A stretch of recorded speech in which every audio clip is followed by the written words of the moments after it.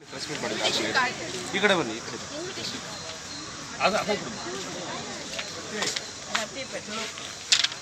ಅದು ಏನು ಓದಕ್ಕೆ ಹೋಗ್ಬೇಡಿ, ಮಾಮೂಲಿ ನೋಡ್ಕೊಡ ಹೇಳ್ಬಿಡಿ.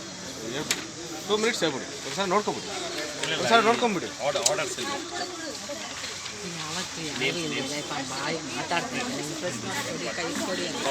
ಹುಡ್ತಾ ಇದೆ, ಮಾತಾಡಕ್ಕೆ ಬರ್ತಾ ಇದೆ, ಏನು ಮಾಡೋದು?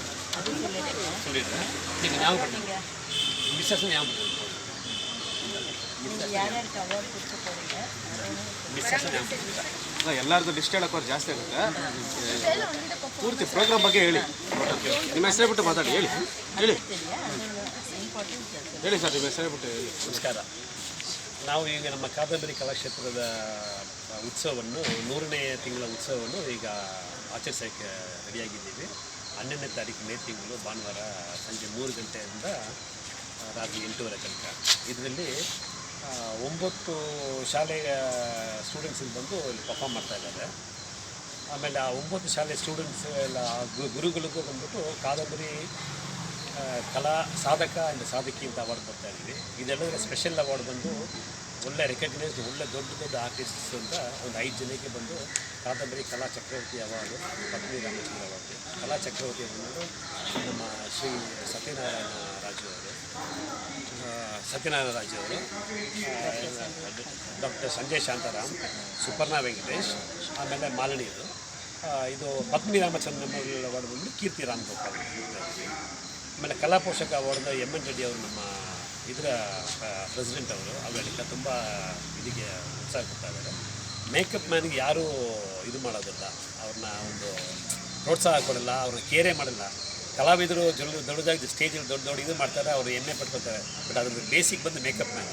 ಅದರಿಂದ ಈ ಸರಿ ನಾನೇನು ಮಾಡಿದೆ, ಮೇಕಪ್ ಮ್ಯಾನ್ ಗುರುತಿಸಿ ಕಿರಣ್ ರಾಜ್ ಅಂತ ಅವ್ರಿಗೂ ಒಂದು ಅವಾರ್ಡ್ ಕೊಡ್ತಾ ಇದ್ದೀವಿ. ಅದಕ್ಕೆ ಒಂದು ಹೊಸ ಹೆಸರು ಒಂದು ತಯಾರು ಮಾಡಿದ್ದೀವಿ.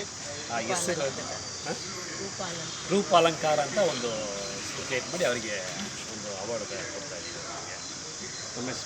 ನನ್ನ ಹೆಸರು ಪರಮೇಶ್ವರ ನಾಯರ್ ಅಂತ, ಕಾದಂಬರಿ ಕಲೆಕ್ಷನ್ ಪ್ರೆಸಿಡೆಂಟ್ ಅಂತ. ನೀವು ನಿಮಿಷ ಇಂಗ್ಲೀಷಲ್ಲಿ ನಿಮ್ಮ ಹೆಸರು ಬಿಟ್ಟು ಮಾತಾಡಿ. ನಾನು ಸಿಂಧುಕೆ ನಾಯರ್ ಅಂತ, ಡೈರೆಕ್ಟರ್ ಕಾದಂಬರಿ.